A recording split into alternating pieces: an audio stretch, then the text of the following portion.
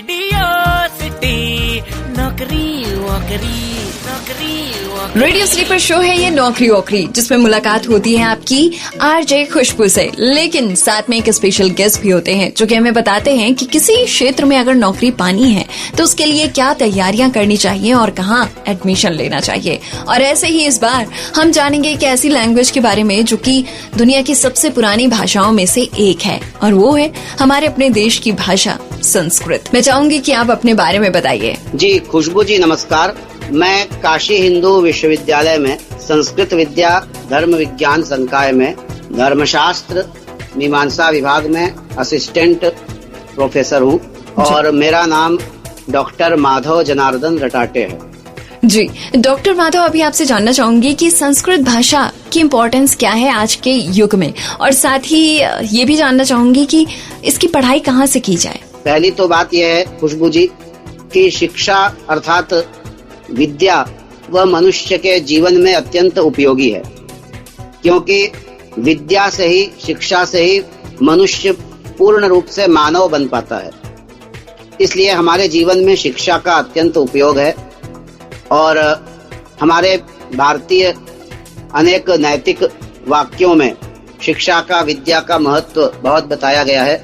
उसमें भी जो छात्र संस्कृत लेकर के और अध्ययन करते हैं तथा आगे अपना कैरियर संस्कृत में बनाना चाहते हैं, उन लोगों के लिए मैं ये बताना चाहता हूँ कि हमारी जो संस्कृत की जो पढ़ाई है जो ग्रेजुएशन स्तर पर होती है, उस ग्रेजुएशन स्तर की पढ़ाई में दो प्रकार हैं। एक तो ट्रेडिशनल पढ़ाई होती है और दूसरी जो है आधुनिक प्रकार की पढ़ाई है। अर्थात ये कोर्सेज दो प्रकार के हैं, एक ट्रेडिशनल कोर्सेज हैं और एक आधुनिक कोर्सेज हैं।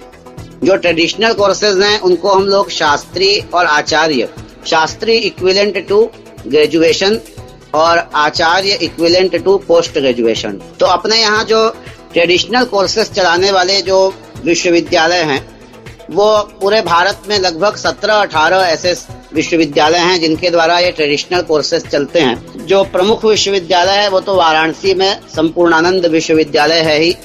इसके अलावा राष्ट्रीय संस्कृत विद्यापीठ तिरुपति में, दिल्ली में लाल बहादुर शास्त्री राष्ट्रीय संस्कृत विद्यापीठ, राष्ट्रीय संस्कृत संस्थान, ऐसे करके लगभग 17-18 विश्वविद्यालय हैं जिनमें इस प्रकार के ट्रेडिशनल कोर्सेज अर्थात शास्त्री और आचार्य की पढ़ाई होती है। और इन कोर्सेज में एडमिशन के लिए 10+2 में संस्कृत होना अनिवार्य है। 10+2 में जिनका संस्कृत विषय जिन्होंने ऑप्ट किया है वो लोग इन कोर्सेज में अर्थात शास्त्री कोर्स में एडमिशन ले सकते हैं। वाराणसी में जो संपूर्णानंद संस्कृत विश्वविद्यालय है, इस विश्वविद्यालय में भी अनेक तरह के कोर्सेज चलते हैं। जैसे वर्तमान में वेद, व्याकरण, साहित्य, ज्योतिष, ये सारे जो संस्कृत के जो ट्रेडिशनल सब्जेक्ट्स हैं, इन सभी में शास्त्री आचार्य की डिग्री तो दी ही जाती है। साथ ही यहाँ आयुर्वेद की भी पढ़ाई होती है। आयुर्वेद का एक अलग केंद्र है जहाँ पर के आयुर्वेद की पढ़ाई होती है। इसके अलावा यहाँ पर एजुकेशन की पढ़ाई होती है जिसमें बीएड और एमएड की डिग्री छात्रों को दी जाती है। तो ये संपूर्णानंद विश्वविद्यालय ट्रेडिशनल विद्या का बहुत बड़ा केंद्र है इस पूरे पूर्वांचल में, इस पूरे उत्तर प्रदेश में कह सकते हैं। और इसके साथ ही अपने यहाँ जो काशी हिंदू विश्वविद्यालय है वाराणसी में, यहाँ तो दोनों तरह के कोर्सेज चलते हैं। जैसे अभी मैंने बताया ट्रेडिशनल और मॉडर्न, तो काशी हिंदू विश्वविद्यालय में बीए और एमए संस्कृत में इनकी भी पढ़ाई होती है, BA in Sanskrit and MA in Sanskrit. और साथ ही शास्त्री और Acharya, Shastri equivalent to BA और आचार्य इक्विवेलेंट टू एमए, इन कोर्सेज की भी पढ़ाई काशी हिंदू विश्वविद्यालय में होती है। दोनों प्रकार के कोर्सेज यहाँ चलते हैं। और यहाँ काशी हिंदू विश्वविद्यालय में भी शास्त्री की जो पढ़ाई होती है उसमें भी अलग अलग सब्जेक्ट्स हैं, जैसे वेद, व्याकरण, साहित्य, ज्योतिष, योग। ये ट्रेडिशनल कोर्सेज जो विश्वविद्यालयों में चलते हैं, शास्त्री, आचार्य और पीएचडी लेवल पर विद्या वारिधि कोर्स है जिसे हम पीएचडी कहते हैं। इस प्रकार के कोर्सेज ट्रेडिशनल विश्वविद्यालयों में चलते हैं। राष्ट्रीय संस्कृत संस्थान नई दिल्ली, राष्ट्रीय संस्कृत विद्यापीठ तिरुपति, सोमनाथ संस्कृत विश्वविद्यालय गुजरात एवं इसी तरह से राजस्थान संस्कृत विश्वविद्यालय, ये सारे ट्रेडिशनल कोर्सेज चलाने वाले संपूर्ण भारत भर में 18-19 विश्वविद्यालय हैं।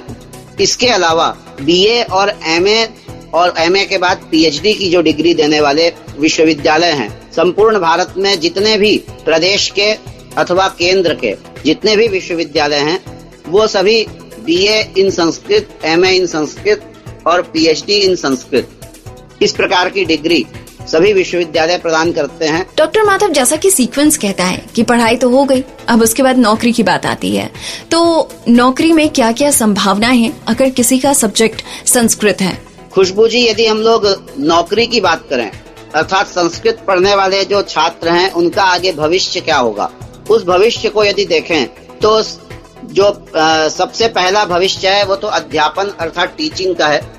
संस्कृत पढ़ने वाला जो छात्र है जिसने की ग्रेजुएशन, पोस्ट ग्रेजुएशन और पीएचडी किया है, वो यूनिवर्सिटीज में और जो कॉलेजेस हैं, चाहे वो प्राइवेट कॉलेज हो या गवर्नमेंट कॉलेज हो, उन सभी जगह असिस्टेंट प्रोफेसर के रूप में नियुक्त हो सकता है।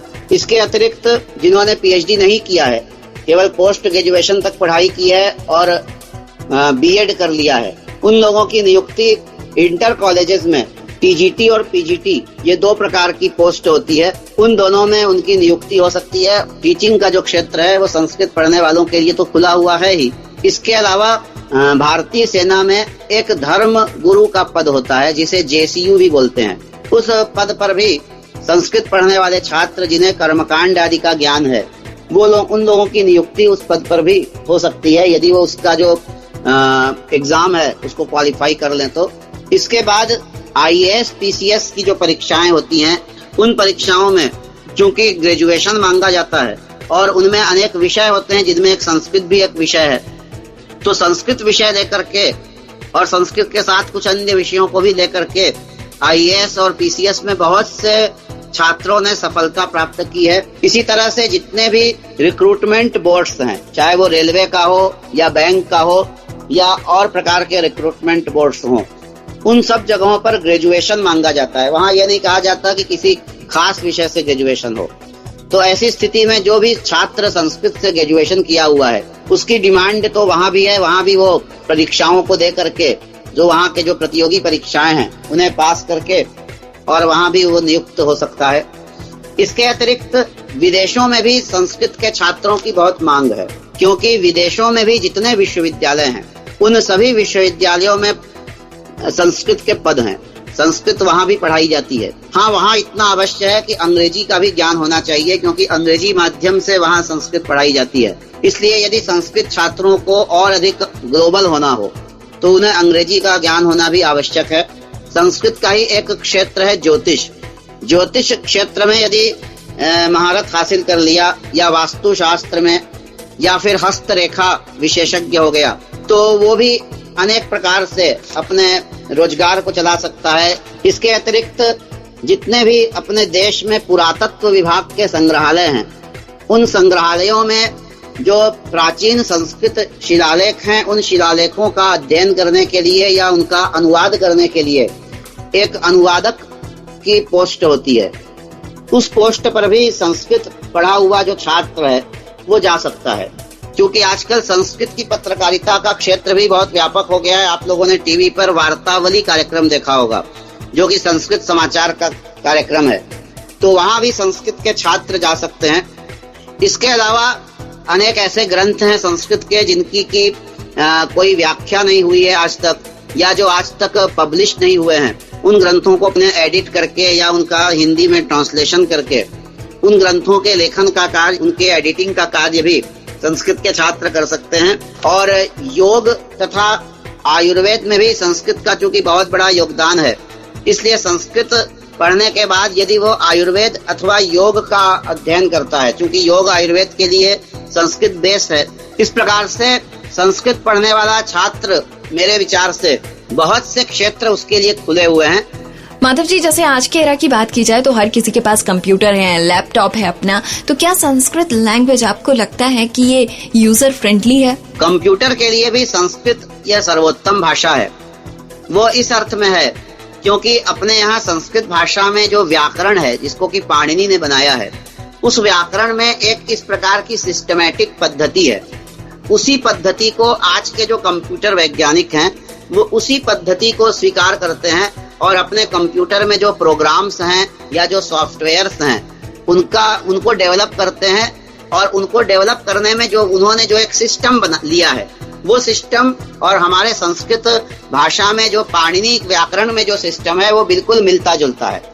इसलिए जिसने संस्कृत के पाणिनि व्याकरण के उस सिस्टम्स को पढ़ा है उसके लिए बहुत आसान होगा कंप्यूटर में जो प्रोग्राम्स बनाने हैं या कंप्यूटर में जो सॉफ्टवेयर बनाने हैं उनमें इन संस्कृत के सिस्टम्स को ले ले।